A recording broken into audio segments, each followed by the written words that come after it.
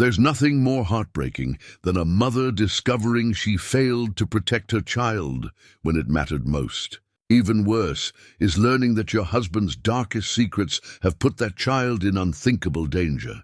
In the small town of Millbrook, some families carry debts that go far beyond money. Tonight, Evelyn Hartwell walks into an old community hall where she discovers a terrible truth. Her late husband made a deal with creatures that shouldn't exist. Now her estranged daughter is being offered to monsters as payment. Evelyn watches in horror as shadowy figures step forward to claim what they believe is rightfully theirs. The room fills with supernatural beings, each more terrifying than the last. Just when all hope seems lost, the most powerful predator of all enters the hall. But his arrival changes everything in ways no one could predict. What happens when the deadliest monster becomes an unlikely ally? Before we continue, tell us where you're listening from. And if this story touches you, make sure you're subscribed, because tomorrow brings something extraordinary. 6 months before that terrible night in the community hall, Evelyn Hartwell had been living what she thought was a quiet, predictable life in Millbrook. The town nestled between rolling hills and dense forests, its main street lined with buildings that had weathered decades of harsh winters and gentle springs. At 58, Evelyn had grown comfortable with routine, morning coffee on her wraparound porch, tending her garden, volunteering at the local library twice a week. Her husband, Harold, had died suddenly of a heart attack in early spring, leaving her to sort through 40 years of marriage and memories. The funeral had been well attended, filled with townspeople who spoke of Harold's kindness, his work at the hardware store, his quiet generosity. Evelyn had nodded and accepted casseroles and condolences, all while feeling strangely disconnected from the man they were describing. The Harold she knew had been different in their final years together, distant, secretive, often disappearing for hours without explanation. He'd developed a habit of locking himself in his study late at night, emerging with shadows under his eyes and an expression she couldn't read. When she'd asked about his late-night activities, he'd brushed off her concerns with vague mentions of old business and settling accounts. Their daughter Sarah had come to the funeral, of course. At 32, she was a striking woman, with Evelyn's dark hair and Harold's stubborn chin. But the years of estrangement had carved deep lines between them. Sarah had left Millbrook at 18, angry and hurt by what she'd called her parents' suffocating expectations. She'd married young, moved to Portland, and built a life that rarely included phone calls home. Standing at Harold's graveside, Sarah had been polite but cold, her eyes never quite meeting Evelyn's. They'd exchanged brief pleasantries about Sarah's recent divorce, her struggles with her graphic design business, her small apartment that barely covered her expenses. When Sarah left town the day after the funeral, Evelyn had felt the familiar ache of maternal failure, the sense that she'd somehow lost her daughter long before. Losing her husband, it wasn't until she began the task of sorting through Harold's belongings that Evelyn discovered her life had been built on foundations she'd never imagined.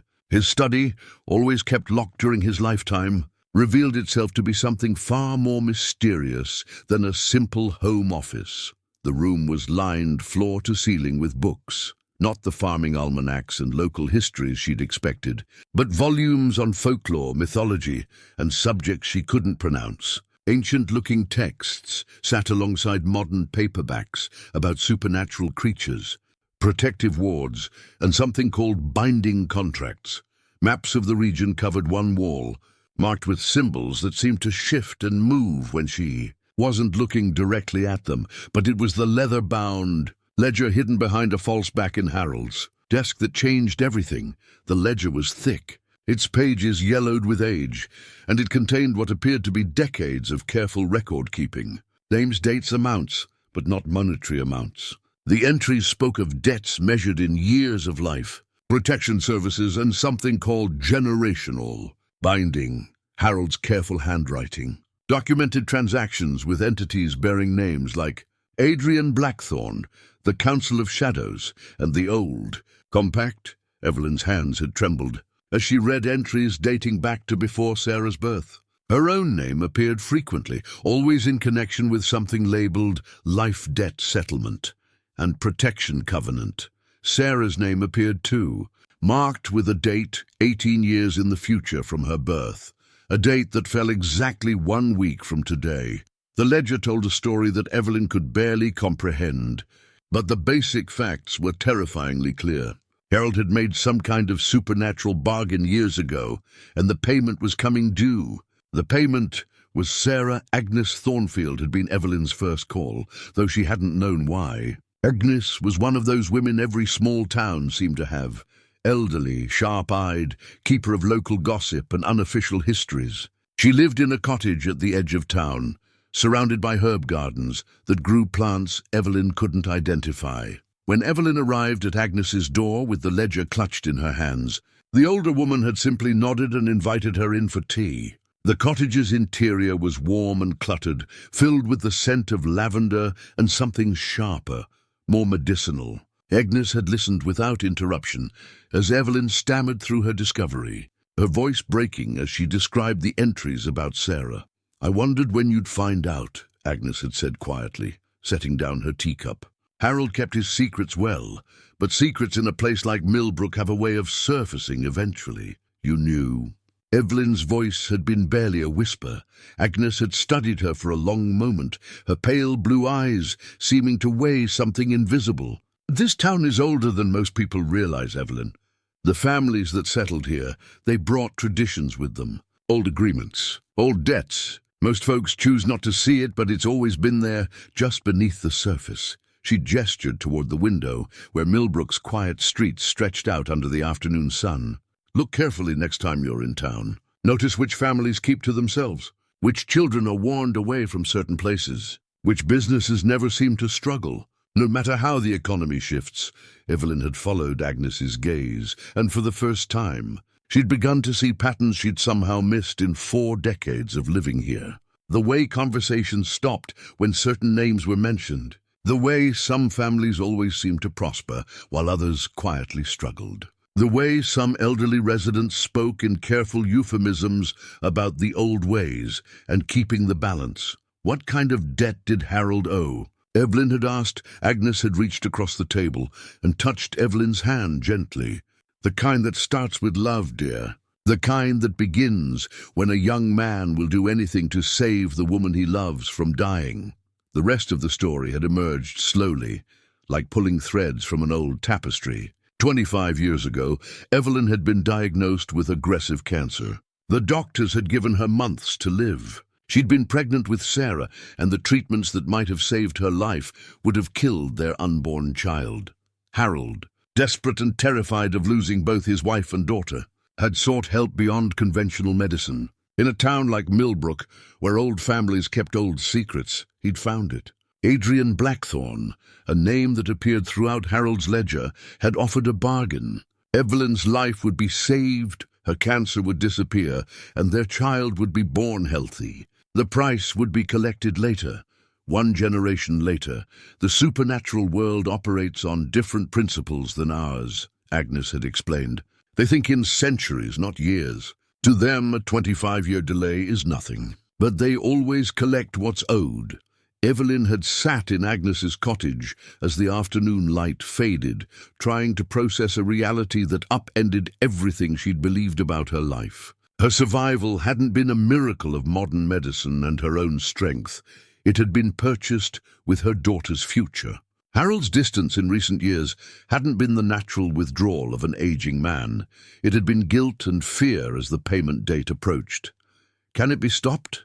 she'd asked. Agnes had been quiet for a long time before answering. "There are ways, but they require sacrifice, and they're dangerous. The supernatural world doesn't like it when their contracts are broken." That had been 3 days ago. Now, as Evelyn sat in her own kitchen with Harold's ledger spread before her, she was trying to find the courage to call Sarah.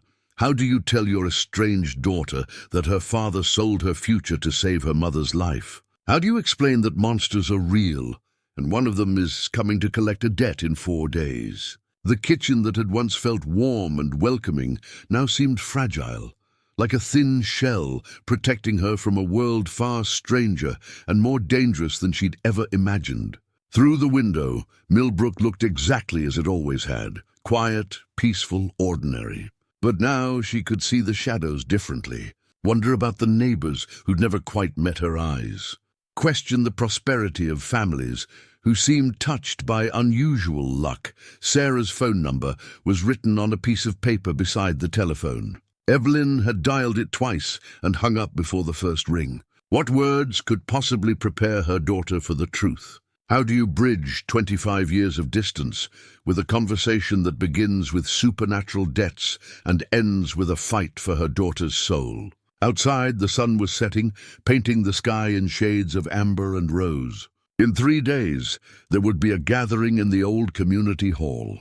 Creatures that shouldn't exist would come to collect what they believed was rightfully theirs. And somewhere in this quiet town, Adrian Blackthorne was waiting to see if the woman whose life he'd saved 25 years ago would fight to save her daughter's future. Evelyn picked up the phone and dialed Sarah's number. This time she let it ring. The phone call to Sarah hadn't gone well. Evelyn had tried to explain gently, starting with Harold's hidden study and the mysterious ledger. But her daughter's voice had grown increasingly sharp with each revelation. "Mom, you're scaring me," Sarah had said. "This sounds like you're having some kind of breakdown. Maybe you should talk to Dr. Morrison about grief counseling." "Sarah, please listen." "No, you listen. Dad kept old books and wrote weird notes." "So what? Maybe he was interested in local folklore. Maybe he was writing a novel. There's got to be a rational explanation." The conversation had ended with Sarah promising to think about coming home for a visit, her tone suggesting she was humoring what she clearly believed was her mother's grief-induced delusion. Evelyn had hung up feeling more isolated than ever. That was when the invitation arrived.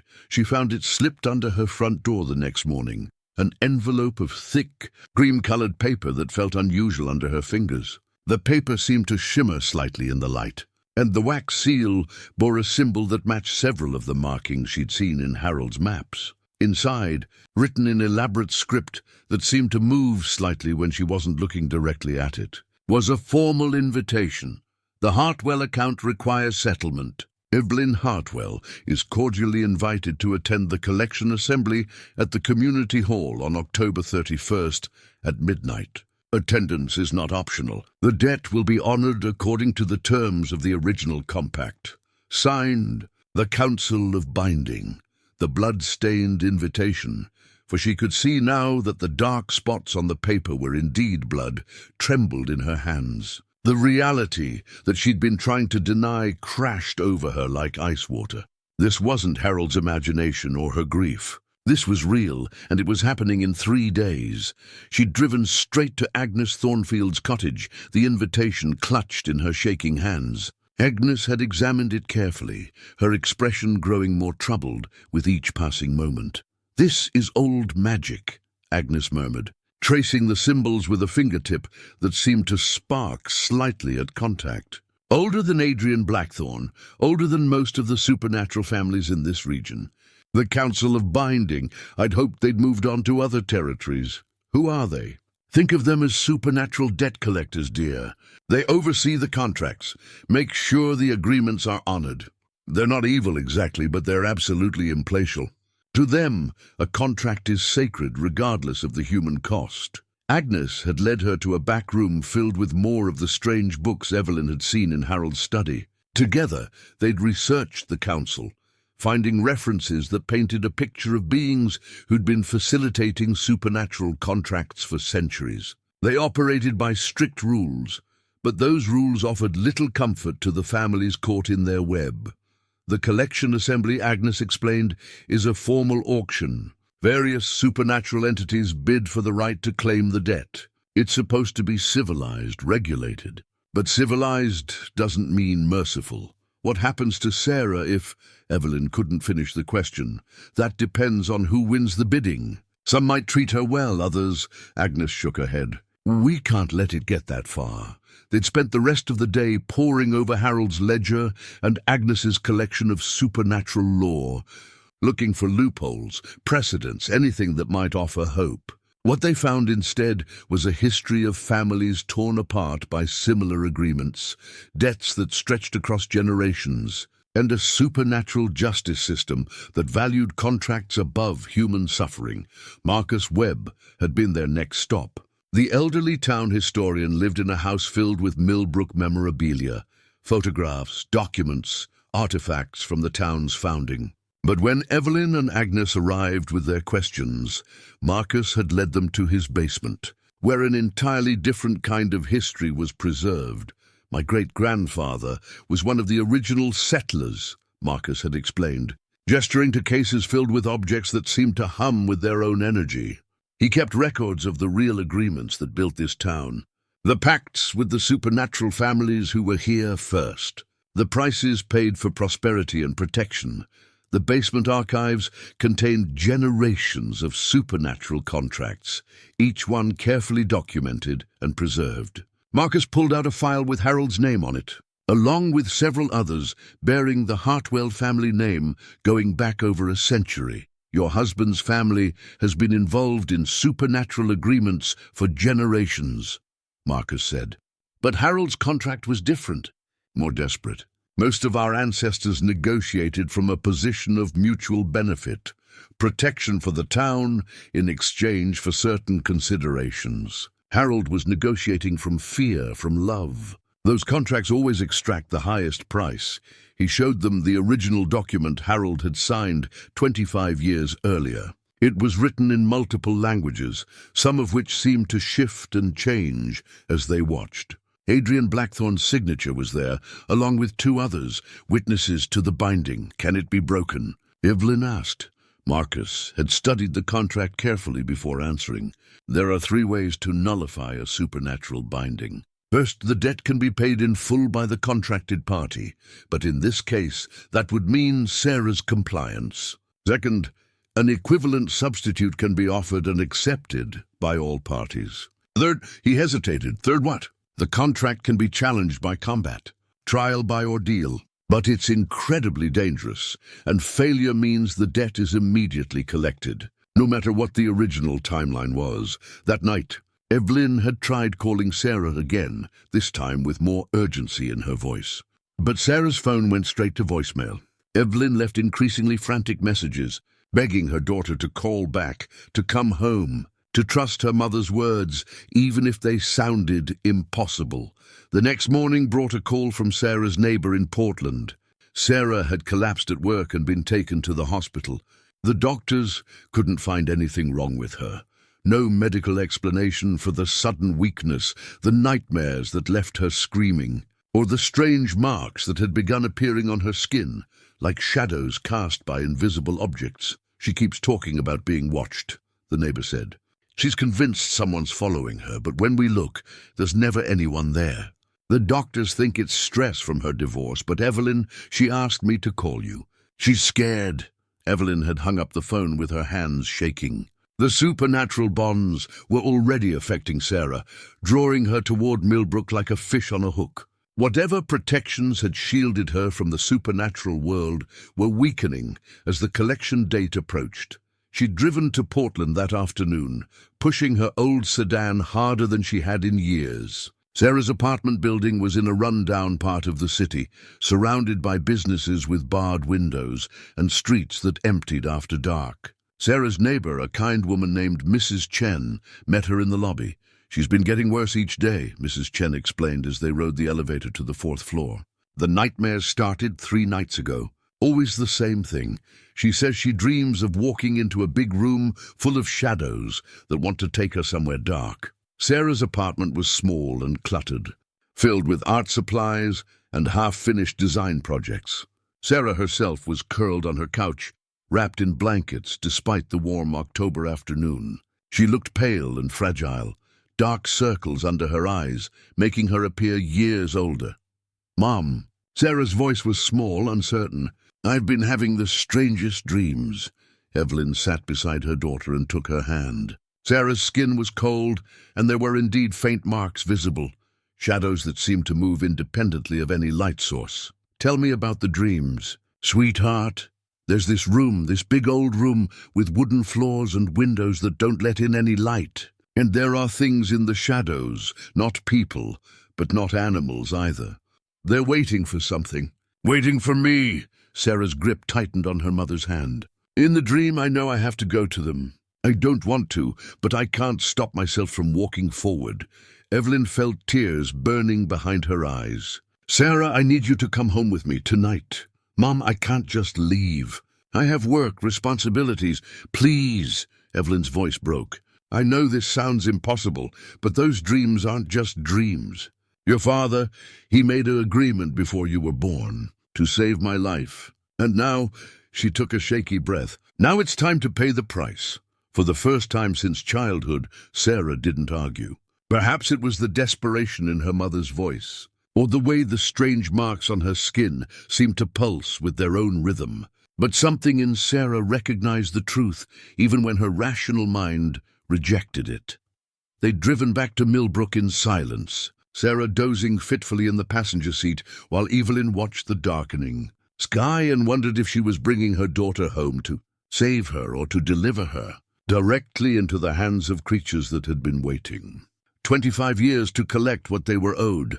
Sarah slept for 16 hours straight after they returned to Millbrook, curled in her childhood bedroom like she was trying to disappear into the faded floral wallpaper. When she finally woke, the strange marks on her skin had darkened, forming patterns that reminded Evelyn uncomfortably of the symbols she'd seen in Harold's maps. While her daughter slept, Evelyn had searched through her own memories, looking for signs she'd missed. In her jewelry box, she found her grandmother's silver locket, a piece she'd always worn but never really examined. Opening it revealed not the expected photograph, but a small, intricately carved symbol that seemed to pulse with faint warmth. Agnes arrived before noon, taking one look at the locket and nodding grimly. Protection charm. Your grandmother knew more than she let on. These family protections have been weakening over time, probably why Sarah's been relatively safe until now. How long do we have? Evelyn asked. The collection is tomorrow night, but the supernatural bonds strengthen as the time approaches. Sarah will start feeling the pull more strongly. By this evening, leaving town will become impossible for her. They sat in Evelyn's kitchen, the morning light streaming through windows that suddenly seemed too thin, too fragile to keep out the darkness gathering around them. Agnes had brought her own collection of protective items, herbs that smelled sharp and metallic, candles that burned with unusually steady flames, and a small wooden box that hummed with contained energy. Tell me about the other families, Evelyn said. How many others have been through this? Agnes was quiet for a long moment. More than you'd think. The Ashfords lost their son Michael 15 years ago. The Graysons' daughter Emma disappeared one winter night 20 years back. The Thorntons gave up twin boys in 1987. She paused. The supernatural community isn't large, but they have long memories and specific needs. What happened to them? The children who were taken. That depends on who claimed them and what they were needed for. Some are treated well. Supernatural families need human connections sometimes for protection or legitimacy in our world. Others, Agnes shook her head. Others disappear entirely. The weight of generations of loss settled over Evelyn like a cold blanket. Why hasn't anyone stopped this? Who would believe us? And more importantly, who would be willing to fight creatures that could destroy this entire town if they chose to? Most families just accept it. Mourn quietly. Move on. I won't accept it. Agnes studied her carefully. Fighting the supernatural world isn't like fighting human problems, Evelyn. They have advantages we can barely comprehend. They're stronger, faster, and they've had centuries to perfect their methods. Then teach me. Tell me what I need to know. The older woman was quiet for a long moment, then reached for the wooden box. Your grandmother asked me to keep this for you years ago. She said it would be needed when the family's debt came due. Inside was a silver bracelet set with stones that seemed to hold their own light. It won't make you their equal, but it will let you see through their illusions, protect you from their mental influences. As Evelyn fastened the bracelet around her wrist, the world shifted slightly. Colors became more vivid. Shadows gained depth and movement, and she could suddenly sense things that had been invisible before. The house itself felt different, older, more layered with history and secrets. The supernatural community in Millbrook isn't random, Agnes continued. They were here first, before the human settlers arrived. Our ancestors made bargains to coexist peacefully. Some families provide services, protection, information, assistance with problems that normal authorities can't handle. In return, they're allowed to live here undisturbed, and families like mine pay the price for emergency interventions. Your husband wasn't the first desperate person to make a deal he couldn't afford.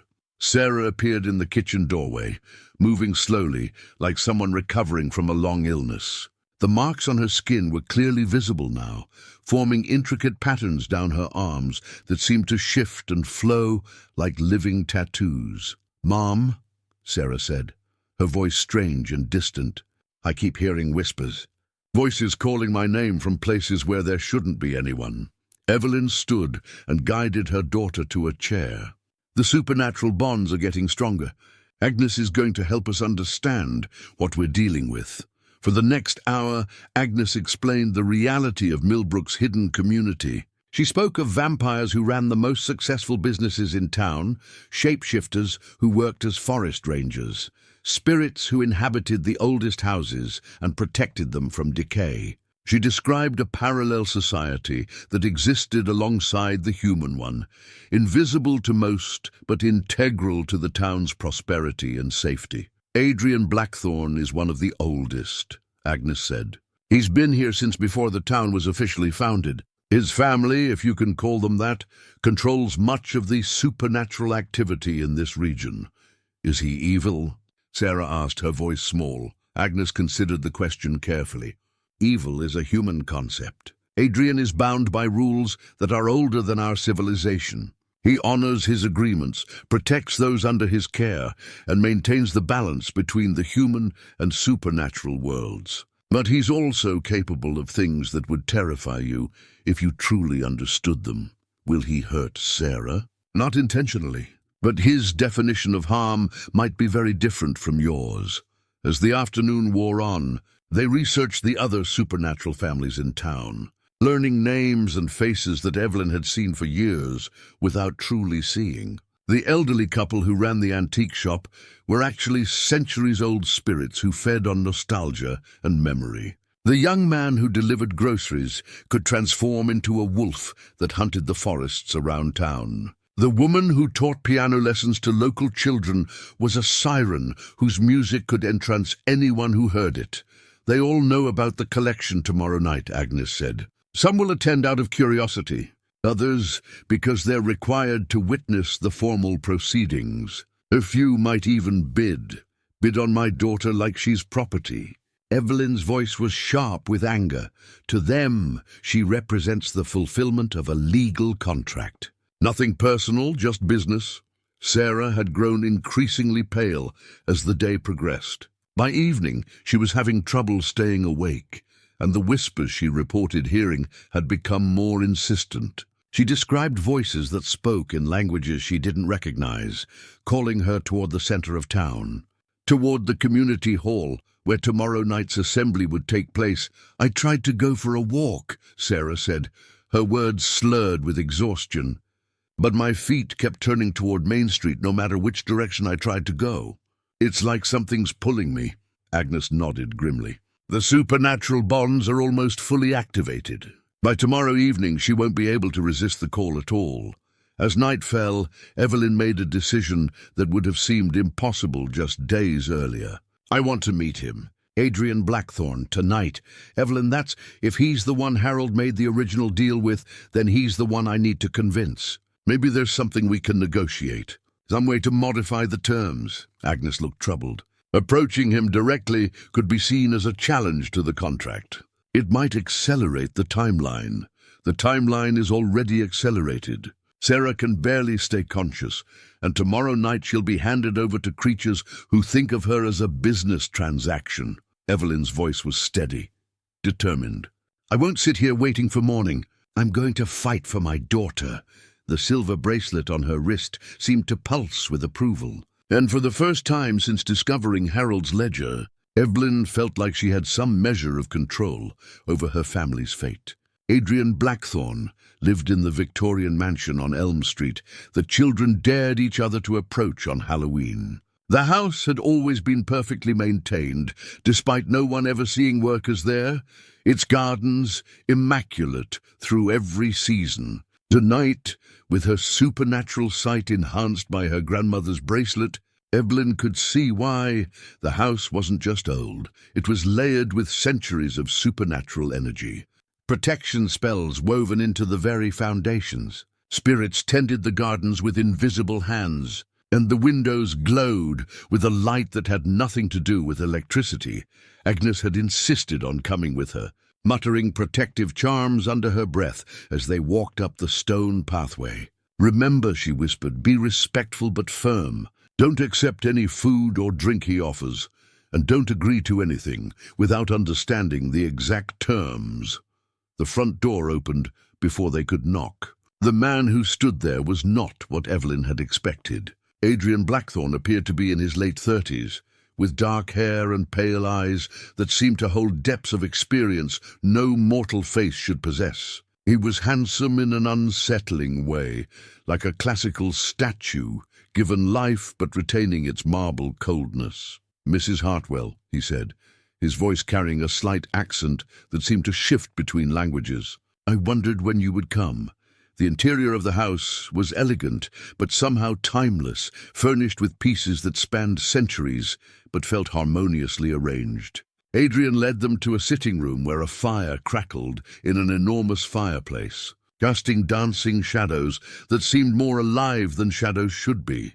"You want to discuss your husband's contract," Adrian said, settling into a chair across from them. "It wasn't a question. I want to understand it," Evelyn replied. "Harold's been dead for 6 months. He can't have explained the full situation to me."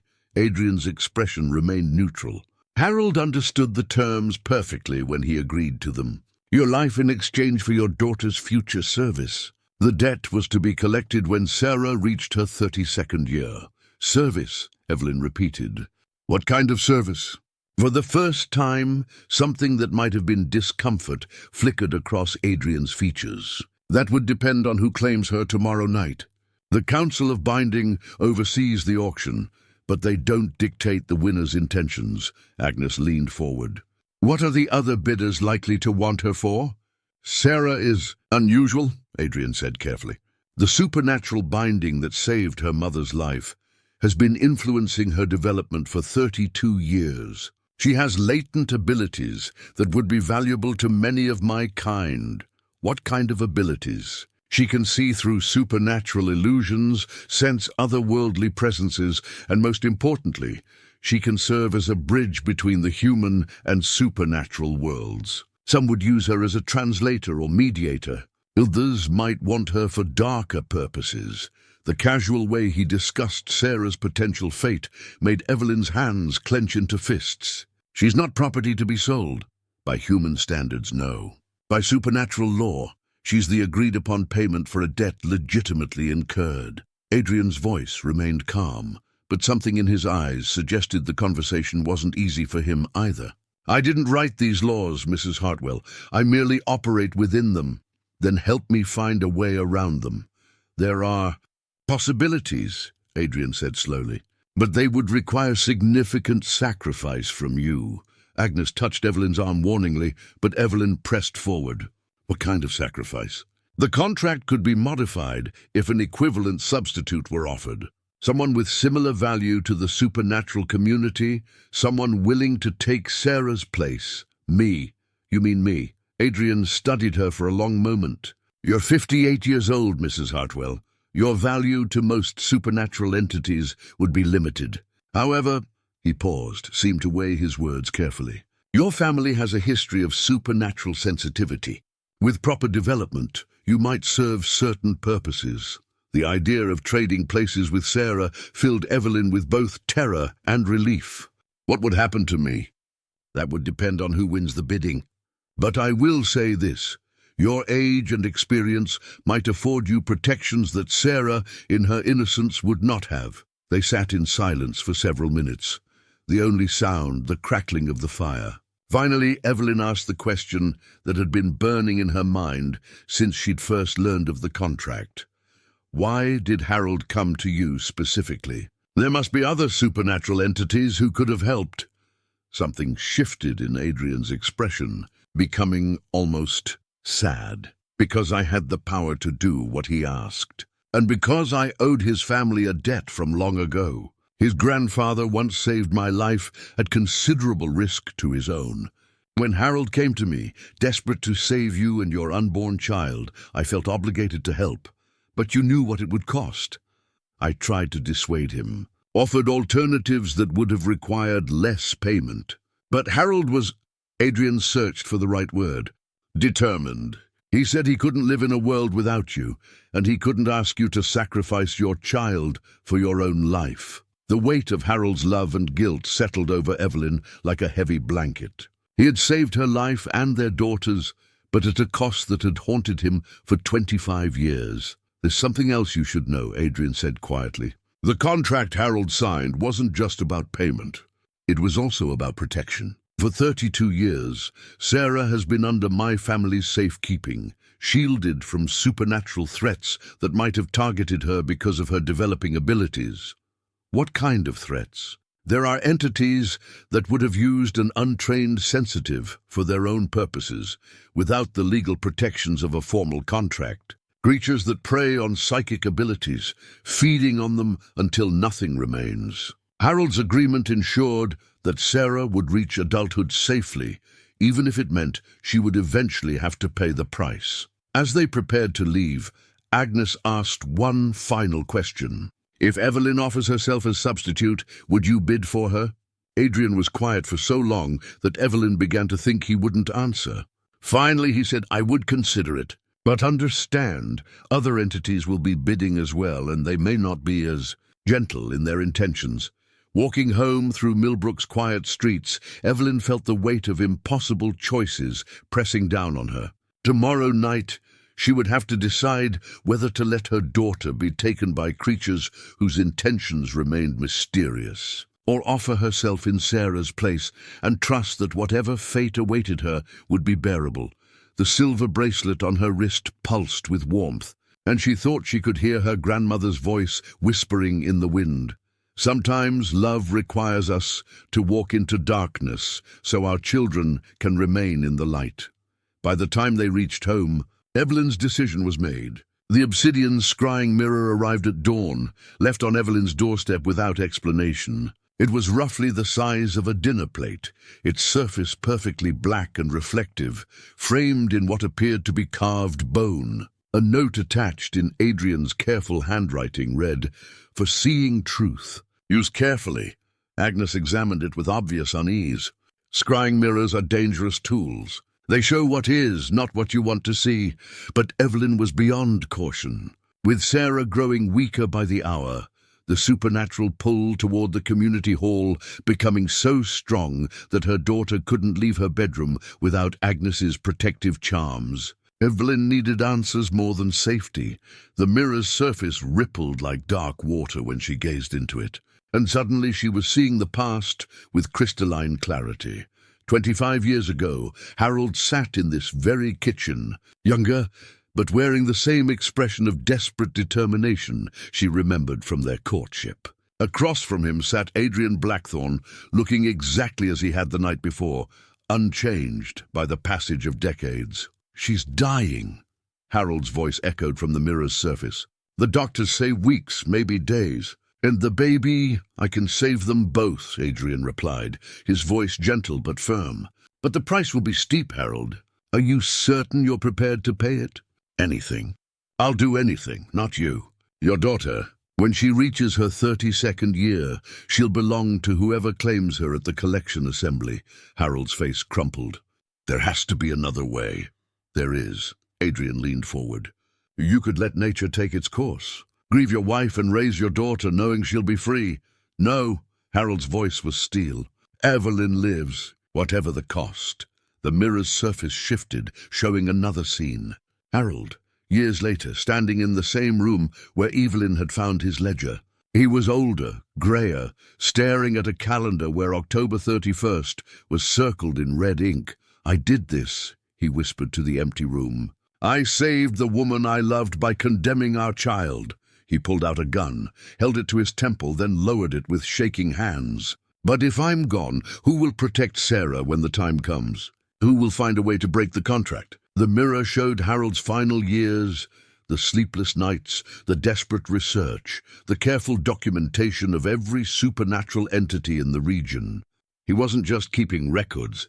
He was building a defense strategy, accumulating knowledge that might save his daughter even after his death. In the mirror's final vision, Harold was writing a letter, the same letter Evelyn had found hidden in his desk drawer just that morning. His hands shook as he wrote, "My dearest Evelyn, if you're reading this, then the collection date is near and I'm gone. I pray you can forgive what I did to save your life. I pray even more that you will be strong enough to save our Sarah. The contract can be broken, but not easily. Adrian Blackthorne is not our enemy. He is bound by laws older than humanity, but he has honor. Trust him when you can trust no one else. Sarah is not entirely human anymore. The supernatural binding changed her, gave her abilities that will make her valuable to many entities. This is both her curse and her salvation. She is strong enough to survive what's coming if she accepts what she's become. I have failed as a husband and father, but I have not failed in love. Everything I did was for love." Harold, the mirror's surface went dark, leaving Evelyn staring at her own reflection. But now she understood. Harold's distance in his final years hadn't been withdrawal. It had been preparation. Every late night in his study, every mysterious errand, every secret meeting had been part of a plan to save Sarah. "Mom?" Sarah's voice was weak, barely audible from the bedroom doorway. Her daughter looked pale and ethereal, the supernatural marks on her skin now glowing faintly in the morning light. "I saw something. In my dreams." Evelyn went to her, helping Sarah to a chair. "What did you see?" "Dad, he was trying to tell me something, but I couldn't hear the words clearly." Sarah's eyes were distant, unfocused. "But I felt what he was feeling. The guilt, the fear, and—" She paused, struggling to find the words. "And the love. So much love it hurt." Agnes studied Sarah carefully. "Your supernatural sensitivity is increasing rapidly. The collection is still hours away, but your connection to the other world is already strengthening." "Is that why I can hear them so clearly now?" Sarah asked. "The voices in the shadows? What are they saying?" Sarah's expression grew troubled. "They're arguing. About me, about what I'm worth, about what they'll do with me. Some of them sound almost kind. Others—" She shuddered. Evelyn took her daughter's hand, noting how cold Sarah's skin had become. "Sarah, I need to tell you what I learned last night. About the contract, about your father's choices, and about what I'm planning to do." She explained everything, Harold's desperate bargain, the supernatural community's laws, and her meeting with Adrian Blackthorne. Sarah listened without interruption, her expression cycling through shock, anger, and finally, a sort of resigned understanding. "You want to take my place," Sarah said when Evelyn finished. "I want to give you the choice your father couldn't give you. What if I don't want you to sacrifice yourself for me? What if I'd rather face whatever's coming than live knowing you suffered in my place?" The question hung in the air between them, highlighting the terrible symmetry of their situation. Harold had made his choice 25 years ago without consulting Evelyn. Now she was prepared to make the same choice without truly consulting Sarah. "Then we find a third option," Agnes said firmly. "There are other ways to break supernatural contracts. Dangerous ways, but possible." She pulled out a leather-bound journal Evelyn hadn't seen before. "I've been researching all night. There's something called the Rite of Severance. It's ancient magic, older than the Council of Binding's authority." "What does it involve?" Agnes hesitated. "A ceremonial blade that can cut supernatural bonds. But wielding it requires a blood sacrifice from someone connected to the contract. The magic demands life force in exchange for freedom." "How much life force?" "That depends on the strength of the binding. Harold's contract is particularly powerful because it was made out of love rather than simple necessity. The sacrifice required to break it could be— Agnes stopped, unable to finish. Fatal, Evelyn said quietly. Possibly, but not certainly. And if successful, it would free not just Sarah, but every family in Millbrook bound by similar contracts. Sarah stood up suddenly, her movement sharp and decisive despite her weakness. "Where is this blade?" "Sarah, no," Evelyn said. "Mom, listen to me." Sarah's voice was stronger now, filled with a determination that reminded Evelyn powerfully of Harold. "I've been having these dreams, these visions for weeks. I know things I shouldn't know, can see things that shouldn't be visible. Whatever Dad's contract did to me, it made me more than human." She held up her hands, and the marks on her skin pulsed with silver light. "I can feel the supernatural bonds like chains wrapped around my soul. But I can also feel their weak points, the places where they might be broken." Agnes and Evelyn exchanged glances. "What are you saying?" "I'm saying maybe I don't need to be saved. Maybe I'm the one who can do the saving." The ceremonial dagger of severance was hidden in the basement of Millbrook's oldest church, beneath stones that had been laid when the town was first founded. Agnes led them through passages that seemed to exist in the spaces between reality, where the walls whispered with voices of the long dead, and shadows moved independently of any light source. The early settlers knew what they were dealing with. Agnes explained as they descended deeper underground. They built protections into the very foundations of the town, including weapons that could be used against supernatural threats, if necessary. The chamber they entered was circular, carved from living rock and lined with symbols that hurt to look at directly. In the center, on a stone altar that seemed to pulse with its own heartbeat, lay a blade unlike anything Evelyn had ever seen. The dagger's metal was dark as midnight, but seemed to hold stars within its surface. The handle was wrapped in leather that felt warm to the touch, and the entire weapon hummed with barely contained power. Sarah approached it without hesitation, her supernatural sensitivity drawing her forward. "Don't touch it yet," Agnes warned. "The blade chooses its wielder. If it rejects you, the backlash could kill you." But Sarah was already reaching for the handle. The moment her fingers made contact, the chamber erupted in silver light. The symbols on the walls blazed like fire, and the whispers grew to a roar that seemed to come from the earth itself. Sarah lifted the blade, and for a moment she looked like something from ancient legend, a warrior goddess, armed with starlight and determination. The supernatural marks on her skin responded to the weapon, forming new patterns that spiraled up her arms and across her face. "It accepts me," she said, her voice carrying harmonics that hadn't been there before. "I can feel its purpose, its hunger to cut through the bonds that hold people in darkness." Agnes staggered backward. "Sarah, you're changing. The blade is accelerating your transformation." It was true. Sarah was becoming something more than human before their eyes. Her hair seemed to move in winds that touched no one else. Her eyes held depths that suggested she was seeing far beyond the physical world. And when she moved, reality seemed to bend slightly around her.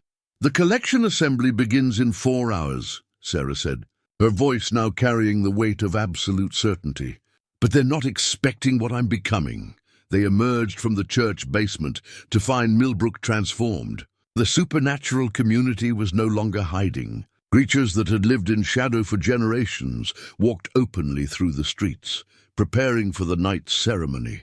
Evelyn saw things that would have driven her to madness just days before. Beings of mist and shadow. Creatures with too many eyes or limbs that bent in impossible directions. Entities that existed as pure energy, barely contained in recognizable forms. At the center of it all was Adrian Blackthorne, moving through the gathering supernatural beings with the authority of someone who had commanded respect for centuries. When he saw them approaching, his expression shifted to something that might have been relief. "Sarah," he said, his gaze fixed on the blade in her hands. "You found the severance blade." "It found me," she replied. "Just as my father planned." Adrian's eyebrows rose. "Harold knew about the blade." "He knew about everything," Evelyn said, pulling out Harold's final letter. "He orchestrated all of this. his death, the timing, even my discovery of his records. He wanted Sarah to be ready for what she's becoming. Adrian read the letter quickly, his expression growing more troubled with each line. Your husband was more cunning than I gave him credit for. He used our own laws against us, created a situation where Sarah would have to embrace her supernatural nature to survive. Is that bad? Evelyn asked. That depends on what Sarah chooses to do with her newfound power, Adrian replied carefully. The severance blade doesn't just cut supernatural bonds, it can reshape them, redirect them, or transfer them entirely. In the hands of someone with Sarah's abilities, I could free everyone, Sarah finished. Every family in Millbrook bound by supernatural contracts. Every child marked for collection. Everyone who's been living in fear of debts they inherited. The weight of that possibility settled over them like a heavy blanket. For generations, families in Millbrook had lived under the shadow of supernatural obligations, paying prices in blood and sacrifice for protections and bargains made by their ancestors. The Council of Binding won't allow it, Adrian said. If you threaten their entire system, they'll send everything they have to stop you. Then we'd better be ready, Sarah replied. As evening approached, the supernatural beings gathering in Millbrook began to sense that something was different about this collection.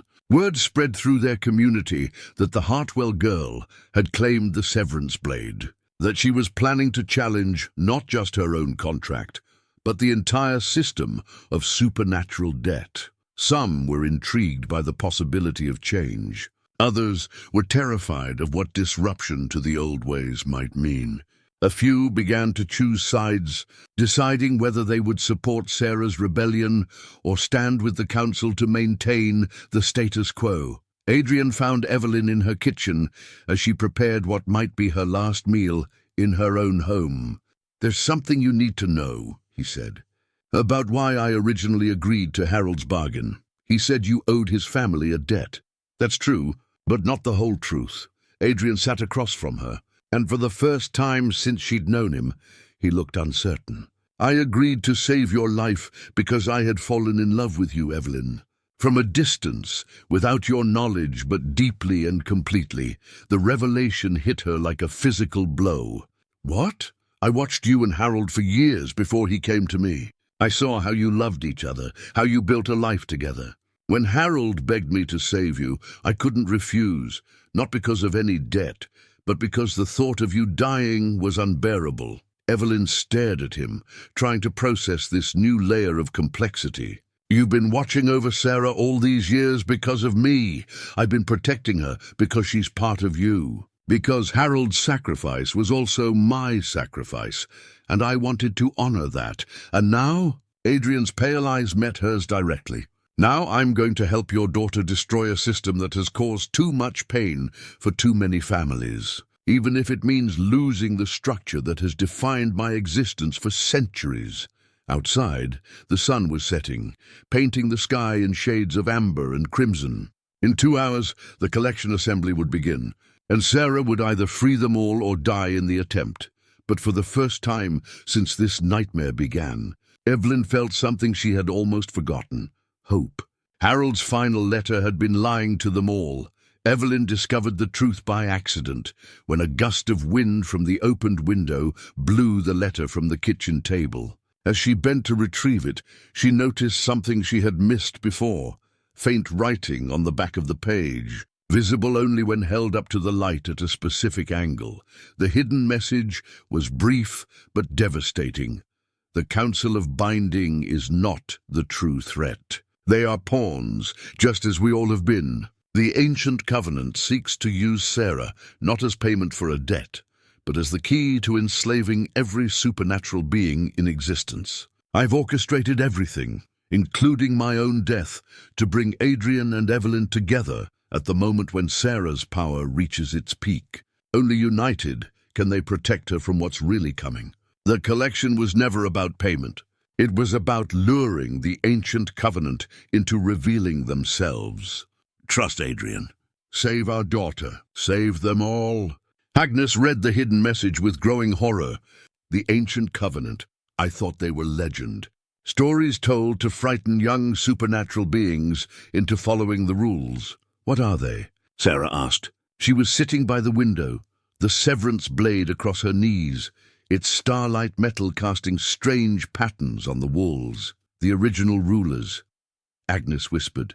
Before humans and supernatural beings learned to coexist, there were entities that commanded both worlds through fear and absolute control. They were supposedly banished millennia ago, but if they're real, they never left. Adrian's voice came from the doorway. None of them had heard him enter, but there he stood, his usual composure cracked with something that might have been fear.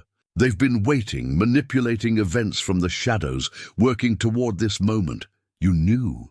Evelyn's voice was sharp with betrayal. I suspected. The Council of Binding has been acting strangely for months, making contracts they normally wouldn't approve, gathering supernatural beings in numbers that seemed excessive for a simple collection. When I learned about Sarah's transformation, about the severance blade choosing her, the pieces began falling into place. Sarah stood, the blade humming with increased energy. What do they want with me specifically? Adrian moved to the window, gazing out at the supernatural beings gathering in the streets. You're a bridge, Sarah, part human, part supernatural, transformed by decades of binding magic, but not controlled by it. In the right hands, you could serve as a conduit to bind every supernatural being to a single will, the ancient covenant's will, Agnes said grimly. But that's not all, Adrian continued. The severance blade in the hands of someone like Sarah could also do the opposite. It could free every supernatural being from any form of binding or control. Complete independence, but also complete chaos. The weight of Harold's true plan settled over them like a suffocating blanket. He hadn't just been trying to save Sarah. He had been maneuvering to create a situation where she would have the power to determine the future of supernatural human relations entirely. He used us all, Evelyn said quietly. Harold made us pawns in a game we didn't even know we were playing. He made us weapons, Sarah corrected, her voice carrying new harmonics as her power continued to grow. The question is, what do we do with what he's given us? Outside, the sun had fully set, and the supernatural beings were beginning to move toward the community hall. But now, Evelyn could see them with new eyes, not just creatures attending a collection, but an army being gathered by forces far older and more dangerous than she had imagined. The ancient covenant will reveal themselves tonight, Adrian said. They've been using the Council of Binding to lure supernatural beings from across the region to Millbrook. Once everyone is gathered in one place, they'll use Sarah to bind them all at once, Agnes finished. Every supernatural being in the region, maybe beyond, enslaved to their will. And if I refuse to cooperate, Sarah asked, they'll kill everyone here and find another way, Adrian replied grimly. The ancient covenant doesn't negotiate. They take what they want. Sarah hefted the severance blade, its weight somehow both substantial and weightless in her hands. Then we don't give them the chance. Sarah, you can't face entities that old and powerful alone, Evelyn protested. I won't be alone. Sarah looked at each of them in turn, her mother, Agnes, and Adrian. Dad didn't just arrange for me to have the power to fight them. He arranged for me to have the allies who could help me win. Adrian's expression shifted to something that might have been admiration. Harold was more cunning than any of us realized. He didn't just plan for Sarah to be powerful. He planned for her to be supported. But the ancient covenant will have their own supporters, Agnes warned. Supernatural beings who prefer slavery to chaos, who think order is worth any price. Then we'd better figure out who's on which side before the fighting starts, Sarah said. As if summoned by her words, the supernatural beings in the street began to move with new purpose. Some were heading toward the community hall as expected, but others were taking defensive positions around the town, and still others were moving toward Evelyn's house. They know, Adrian said. Word has spread about what we're planning. Through the window, Evelyn could see figures emerging from the darkness that were different from the supernatural beings she'd grown accustomed to seeing. These entities moved with an authority that made even the most powerful vampires and shapeshifters step aside. Their forms seemed to shift and blur, as if reality itself had trouble containing them. "The ancient covenant," Agnes breathed. "They're here." The lead figure turned toward their house, and even from a distance, Evelyn felt the weight of its attention like a physical force. When it spoke, its voice carried clearly across the intervening space, reaching them despite closed windows and walls. "Sarah Hartwell," the entity called, its voice like grinding stone. "You will come to the collection assembly. You will fulfill your father's contract. You will serve as the key to the new binding. Resistance will result in the destruction of every human in this town." Sarah stepped to the window, the severance blade blazing with silver fire in her hands. "And if I refuse?" "You will not refuse. You are your father's daughter. You will not allow innocent people to die for your pride." The entity was right, and they all knew it. Sarah would never let the people of Millbrook suffer for her rebellion. But as Evelyn watched her daughter's face, she saw not defeat, but calculation. "Mom," Sarah said quietly, "do you trust me? With my life?" "Good, because I'm about to ask you to trust me with everyone's life." Sarah turned to Adrian. "How many supernatural beings in this region would choose freedom over slavery if given the choice?" "Most of them. But fear of the ancient covenant runs deep. Then we give them something to be more afraid of," Sarah said, her smile sharp as the blade in her hands. "We give them the possibility of true independence." As the ancient covenant's forces moved through Millbrook, positioning themselves for the night's ceremony, Sarah began to explain a plan that would either free every supernatural being in existence or destroy them all in the attempt. Harold's final gambit was about to begin. The Crown of Dominion sat in the basement of Millbrook's oldest church, hidden beneath the same altar where Sarah had claimed the severance blade. But now, with her supernatural sight fully awakened, she could see it for what it truly was, not just an artifact of power, but a prison designed to hold the will of every supernatural being who came within its influence. "It's beautiful and terrible," Sarah said, studying the crown through the church floor as if the stone and wood were transparent. "Like looking at a weapon designed to destroy everything I care about." Agnes consulted her grandmother's journals, pages of handwritten notes about supernatural artifacts that most people considered myth. According to these records, the crown was created by the ancient covenant at the height of their power. It was supposedly destroyed when they were banished, but they hid it here, Adrian finished, in the one place they knew supernatural beings would eventually gather in large numbers. They've been planning this return for centuries. The community hall was filling with supernatural beings from across the region. Through the enhanced sight granted by her grandmother's bracelet, Evelyn could see the true scope of what was happening. Vampires, shapeshifters, spirits and entities she had no names for were all converging on Millbrook, drawn by contracts and obligations that stretched back generations. "Many of them don't know what they're walking into," Adrian said grimly. "They think this is just another collection assembly. By the time they realize the truth, it will be too late." Sarah paced the kitchen, the severance blade creating trails of silver light with each movement. Her transformation was accelerating as the midnight hour approached. Her hair now moved in supernatural winds that touched no one else. Her eyes held depths that suggested she was seeing across multiple dimensions, and when she spoke, her voice carried harmonics that resonated in the bones of everyone who heard her. "The ancient covenant's plan is elegant in its simplicity," she said. "Use the collection assembly to gather every supernatural being in the region. Use the crown of dominion to bind them all to their will. Then expand outward, using their enslaved army to capture more supernatural beings until they control everything." "And you're the key to making it work," Evelyn said. "I'm supposed to be. My unique nature, part human, part supernatural, transformed by decades of binding magic, makes me the perfect conduit. They'll use my connection to both worlds to channel the crown's power across species barriers." Agnes looked up from her research. But the severance blade could cut those connections instead of channeling them. If I can reach the crown before they complete the binding ritual, Sarah agreed. But they'll be expecting that. The ancient covenant didn't survive this long by being naive about resistance. Adrian moved to the window, watching the streams of supernatural beings moving through Millbrook streets. They'll have guards, protections, probably hostages to ensure your cooperation. Which is why we're not going in alone, Sarah said.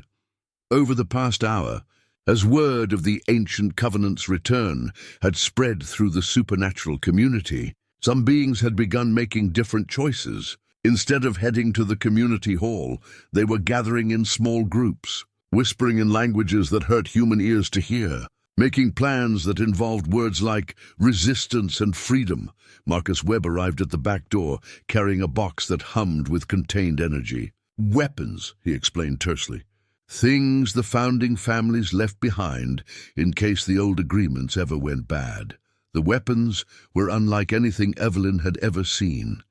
Blades that sang with their own voices, amulets that created shields of solid light, and devices whose purposes were unclear, but whose power was unmistakable. Some of the older families are with us, Marcus continued. The Ashfords, the Graysons, the Thorntons, everyone who lost children to the collections over the years. They're ready to fight, and the supernatural beings. Adrian asked.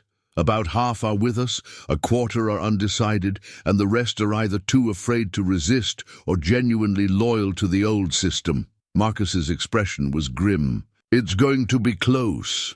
Sarah picked up one of the singing blades, and it immediately harmonized with the severance blade, creating a chord that seemed to resonate through the fabric of reality itself. Close is good enough. We don't need to win by overwhelming force. We just need to create enough chaos for me to reach the crown. As 11 o'clock approached, their unlikely alliance began final preparations. Agnes distributed protective charms that would shield human minds from supernatural influence. Adrian coordinated with the rebel supernatural beings, establishing communication methods and fallback positions. Marcus armed the human families with weapons that could actually hurt entities older than recorded history. And Sarah stood in the center of it all, becoming something that had never existed before. Not human, not supernatural, but a bridge between worlds that could either unite them in slavery or free them entirely. There's something else, Adrian said quietly, pulling Evelyn aside. Something Harold's letter didn't mention, but that I think he knew. What? Using the severance blade to break the crown of dominion, it will require more than just cutting the connections. Sarah will have to channel every supernatural bond in the region through herself to redirect them. The strain, he stopped, unable to finish. It could kill her, almost certainly. And if she dies while channeling that much power, it could create a supernatural explosion that destroys half the state. Evelyn felt her heart stop. You're saying we have to choose between enslaving every supernatural being in existence or potentially killing thousands of innocent people. I'm saying Harold's plan was more desperate than he let on. He was gambling everything on Sarah being strong enough to survive something that has never been attempted before. Through the window, they could see the ancient covenant's forces taking final positions around the community hall.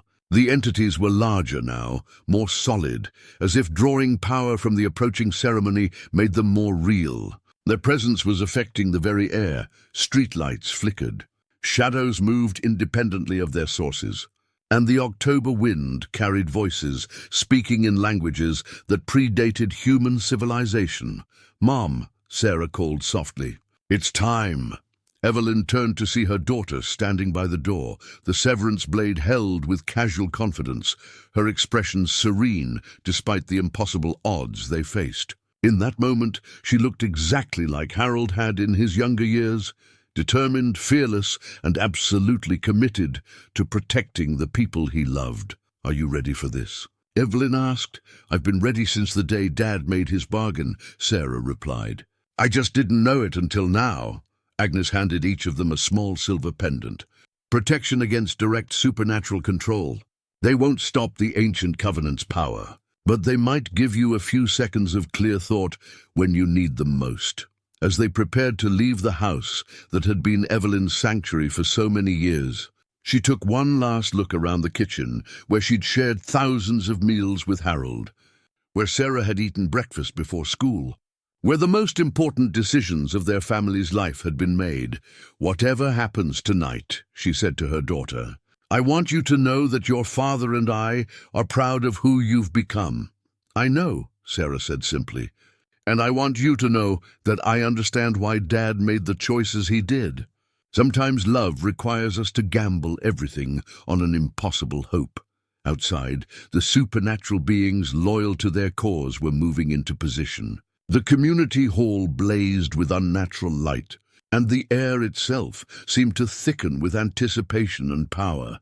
The final battle for the freedom of every supernatural being in existence was about to begin, and at the center of it all was a woman who had started this journey as nothing more than a mother desperate to save her daughter. Now, Evelyn Hartwell was walking into the darkness, armed with weapons she barely understood, fighting alongside creatures she'd never imagined. Trusting her daughter to save or damn them all, Harold's gambit had led them here. Now they would discover if his faith in love's power to overcome impossible odds had been justified. The community hall had been transformed into something from a nightmare. The ancient covenant's power had warped the very structure of the building, stretching it beyond its physical dimensions and filling it with shadows that moved independently of any light source. Supernatural beings packed the space, some there willingly, others compelled by contracts they couldn't break, all of them unaware that they were walking into a trap centuries in the making. At the center of it all, on a raised platform that hadn't existed that morning, sat the crown of dominion. It was simultaneously beautiful and terrifying, wrought from what appeared to be crystallized starlight and shadow, pulsing with power that made the air itself difficult to breathe. The shattered binding chain materialized around Sarah's wrists the moment she entered the hall. Unlike the supernatural marks that had been growing on her skin, these bonds were purely magical, links of energy that connected her to every contract, every supernatural debt, every binding that had ever been made in the region. "Welcome, daughter of Harold." The ancient covenant's leader spoke from the shadows beside the crown. Its voice carried the weight of millennia, the sound of civilizations rising and falling. "You arrived precisely as your father predicted." Sarah lifted the severance blade, its light cutting through the supernatural darkness like a sword through silk. "He predicted a lot of things, including your defeat." "Did he predict this?" The entity gestured, and suddenly every supernatural being in the hall turned toward Sarah with blank, controlled expressions. Vampires, shapeshifters, spirits, entities of pure energy, all of them enslaved in an instant by the crown's preliminary influence. "The binding has already begun," the ancient covenant leader continued. "Every supernatural being here is now connected to you through the chain that binds your wrists. Use the severance blade to free them, and you'll sever their life force entirely. They will die to purchase their freedom." Evelyn watched in horror as Adrian, standing among the controlled beings, struggled against the supernatural compulsion. His eyes were his own, but his body moved against his will, positioning itself between Sarah and the crown. "Choose, bridge daughter," the entity commanded. "Serve us willingly, and these beings live as slaves. Resist us, and they die as you attempt to free them." Sarah studied the binding chain around her wrists, her supernatural sight revealing the intricate connections that linked her to every enslaved being in the hall. The ancient covenant had created a perfect trap. Any attempt to cut the supernatural bonds would kill the very beings she was trying to save. "There's a third option," Sarah said quietly. "Which is?" Instead of answering, Sarah began to sing. The sound that emerged from her throat was unlike anything human, a harmony that seemed to resonate with the fundamental frequencies of reality itself. The severance blade responded to her voice, its light shifting from silver to gold, then to colors that had no names. Around the hall, The controlled supernatural beings began to shudder as Sarah's song reached them. Not the shuddering of pain, but of recognition. Her voice was calling to the part of them that remained free, the core of identity that no binding could completely suppress. "Impossible," the ancient covenant leader hissed. "You cannot sing them free. The bonds are too strong. I'm not singing them free," Sarah replied, her voice carrying impossible harmonics. "I'm singing them home." Agnes, positioned near the hall's entrance with the other human allies, understood first. She's not trying to break the bonds, she's trying to redirect them. The binding chain around Sarah's wrists began to glow as she channeled her song through its connections. Instead of cutting the supernatural bonds, she was transforming them, changing their nature from enslavement to willing alliance. "You feel it, don't you?" Sarah called to the controlled beings. "The difference between being bound by fear and being connected by choice." One by one, the supernatural beings began to break free of the crown's control, not through violent resistance, but through the recognition that their connections to Sarah could be chosen rather than imposed. The vampire who had been moving to block her path instead stepped aside with a nod of respect. The shapeshifter who had been positioning to attack her instead shifted into a protective stance. The ancient covenant leader's form flickered with rage. "You cannot subvert the crown's power. It is older than your species, more powerful than your pathetic human emotions." "You're right," Sarah agreed, still singing her impossible song. "It is older and more powerful than human emotions. But it's not more powerful than love, freely given and freely received." The crown of dominion began to crack, not from external force, but from internal contradiction. It had been designed to control through fear and compulsion, but Sarah was feeding it connections based on choice and voluntary alliance. The artifact couldn't process the fundamental difference. "Now," Sarah called to her allies, "while the crown is destabilized, the battle for the freedom of every supernatural being in existence began in earnest." The heart of Millbrook revealed itself as the crown of dominion shattered, its destruction releasing centuries of accumulated supernatural energy back into the earth beneath the town. The community hall's floor cracked open, revealing a nexus of power that pulsed like a massive ancient heartbeat. This was the source that had drawn supernatural beings to the region for millennia, a wellspring of pure magical energy that could either be corrupted into a tool of control or purified into a foundation for true coexistence. Sarah stood at the edge of the glowing chasm, the severance blade in her hands, transformed into something that looked like crystallized lightning. The binding chains around her wrists were dissolving, their energy flowing into the blade as she prepared for the final choice that would determine the future of both worlds. "You understand now," the ancient covenant leader said, its form becoming more solid and terrible as it drew power from the exposed nexus. "The heart can be claimed by whoever is strongest, whoever is willing to pay the ultimate price. Your father knew this. He arranged for you to have the power to claim it." Around the hall, the battle raged between those who supported Sarah's vision of freedom and those who preferred the certainty of the old system. Evelyn fought beside Agnes and Marcus, using weapons she barely understood against creatures that existed partially outside of normal reality. Adrian led the rebel supernatural beings against the ancient covenant's remaining loyalists, his centuries of experience finally put to use for liberation rather than maintaining the status quo. But the real battle was happening at the Nexus, where Sarah faced the choice that would echo through generations. "I could claim the heart," she said, her voice carrying across the chaos of the hall. "Use its power to impose my will on every supernatural being in existence. Force them to be free whether they choose it or not. That is what your father ultimately planned," the ancient covenant leader agreed. "Replace our tyranny with your own. At least we are honest about what we are." "Or," Sarah continued, raising the severance blade above her head, "I could do something that has never been attempted before." The blade began to resonate with the heart's rhythm, creating a harmony that seemed to sing of possibilities rather than certainties. Around the hall, even the combatants paused to listen, sensing that something unprecedented was about to happen. I could give the choice back to everyone. With that, Sarah drove the severance blade into the heart of Millbrook.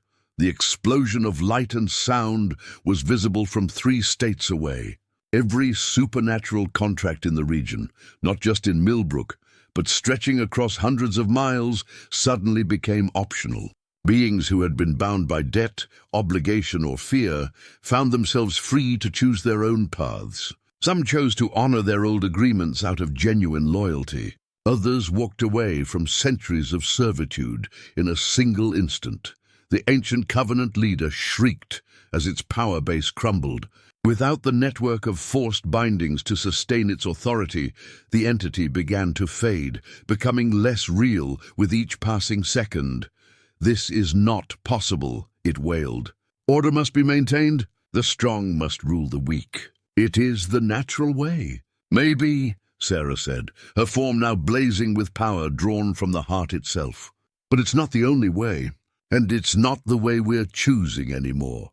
She raised the severance blade one final time, and with a swing that seemed to cut through the very fabric of reality, she severed the ancient covenant's connection to the physical world entirely. The entity and its remaining loyalists were banished not to some distant realm, but to a place where their philosophy of forced control could harm no one, the void between possibilities, where only absolute certainties could exist. The silence that followed was profound. Round the hall, supernatural beings and humans alike stood in the aftermath, staring at each other across centuries of mistrust and fear. Suddenly free to choose how they wanted to interact, Sarah collapsed beside the heart, the severance blade clattering to the floor as her transformation finally reached its conclusion. She was still recognizably herself, but changed, marked by power that would never fully leave her, connected to the supernatural world in ways that made her a permanent bridge between species. Evelyn rushed to her daughter's side, checking for injuries that went beyond the physical. "Sarah, I'm alive," Sarah said weakly.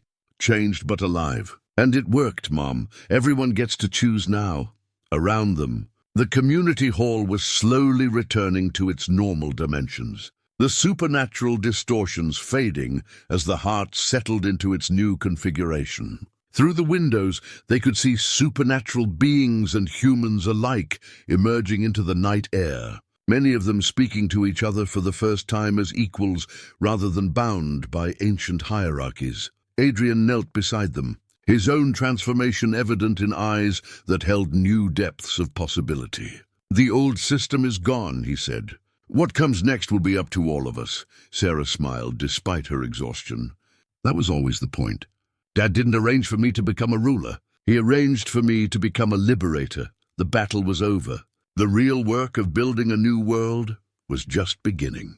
3 months after the night that changed everything, Evelyn stood in the rebuilt community hall, watching her daughter facilitate a discussion between a vampire, entrepreneur, and a human small business owner who were negotiating a partnership that would have been impossible under the old system. The new community charter hung framed.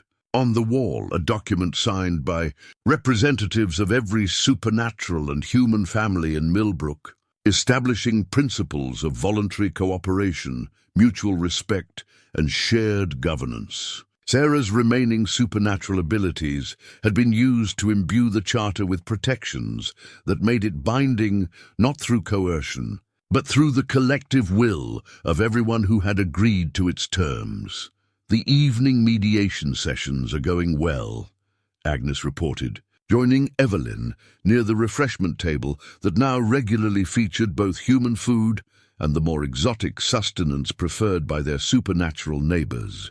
"Only 2 disputes this week, and both resolved without anyone threatening to eat anyone else." The transformation hadn't been without challenges. Generations of mistrust and fear didn't disappear overnight, and some supernatural beings had left Millbrook entirely, preferring to seek their fortunes in places where they could maintain their old ways without interference. Similarly, some human families had moved away, uncomfortable with a town where their children played alongside young vampires and their neighbors might be centuries-old spirits. But for every family that left, another arrived, drawn by news of a place where supernatural and human communities coexisted by choice rather than compulsion. Millbrook was becoming something unprecedented, a true integration of two worlds that had spent millennia in uneasy separation. "Sarah's doing well with her new role," Evelyn observed, watching her daughter help resolve a dispute about property boundaries between a shapeshifter pack and a family of human farmers. At 32, Sarah had found her calling as a mediator, using her unique nature and hard-won wisdom to help bridge differences that once would have led to violence or exile. The strange marks that had covered her skin during her transformation had faded to faint silver, traces that were visible only in certain lights. But her connection to both worlds remained strong. She could sense supernatural distress from miles away, detect deception regardless of the species of the deceiver, and most importantly, help others see past their preconceptions to find common ground. "She's found her purpose," Agnes agreed. Just as Harold always believed she would, Adrian approached them, carrying 2 cups of tea and wearing an expression of quiet contentment that would have seemed impossible during his centuries of enforcing supernatural law. His relationship with Evelyn had developed slowly, built on mutual respect and shared commitment to the community they were helping to build. "The Regional Council is interested in our model," he said, offering Evelyn one of the cups. "Representatives from 7 other supernatural communities want to visit next month to learn about our integration methods. Are we ready for that kind of attention?" "Sarah thinks we are, and I've learned to trust her judgment about these things." Through the hall's large windows, Evelyn could see the town that had become home to an impossible dream. Main Street bustled with activity that spanned both day and night cycles, accommodating the needs of residents who operated on very different schedules. The old hardware store that Harold had run for so many years was now managed by a cooperative that included both human, craftsmen and supernatural entities whose skills stretched back centuries. The park where Sarah had played as a child was now equipped with areas designed for different species, shaded groves for those who preferred darkness, open spaces for those who needed sunlight, and quiet corners where beings of pure energy could rest without disturbing their more corporeal neighbors. Most remarkably, the cemetery where Harold was buried had become a place of genuine peace. Families who had lost loved ones to the old system of supernatural debt found comfort there, not just in mourning their losses, but in celebrating the fact that no other children would face the same fate. "Do you think Harold would be proud of what we've built?" Evelyn asked Adrian. "I think he would be amazed," Adrian replied. His plan was to save Sarah and break the system of forced bindings. "I don't think even he imagined we could replace it with something better." Sarah finished her mediation and joined them, her face bright with the satisfaction of another successful resolution. The Hendersons and the Nightshade Pack have agreed to share the disputed meadow. Turns out, what looked like territorial conflict was really just a miscommunication about hunting schedules. "Another victory for talking instead of fighting," Evelyn said, pulling her daughter into a hug. "Dad would have loved this," Sarah said, leaning into her mother's embrace. "All of it. The cooperation, the choice, the fact that love and trust turned out to be stronger than fear and control." As the evening session wound down, supernatural beings and humans alike began making their way home, some to houses that had sheltered human families for generations, others to dwellings that existed partially in other dimensions, all of them part of a community that had chosen to build something new from the ashes of an ancient system. Evelyn walked home with Sarah and Adrian through streets that buzzed with the comfortable activity of neighbors who happened to span multiple species. The house that had once felt like a fragile shell, protecting her from a dangerous world, now felt like the heart of a community where danger and safety were no longer defined by the supernatural or mundane nature of one's neighbors, but by the choices everyone made about how to treat each other. In her kitchen, the same kitchen where she had discovered Harold's terrible secret. Evelyn prepared tea for 3 people who had become family in the most unlikely way possible. The ledger of supernatural debts was gone, replaced by community meeting minutes and mediation schedules. The maps marked with ominous symbols had been replaced with charts showing integration progress and neighborhood improvement projects. Harold's greatest gamble had paid off in ways none of them could have predicted. Love had indeed proven stronger than fear, choice more powerful than compulsion, and hope more enduring than centuries of mistrust. Millbrook's experiment in supernatural human coexistence was just beginning, but it was beginning from a foundation of freedom that would echo through generations yet to come.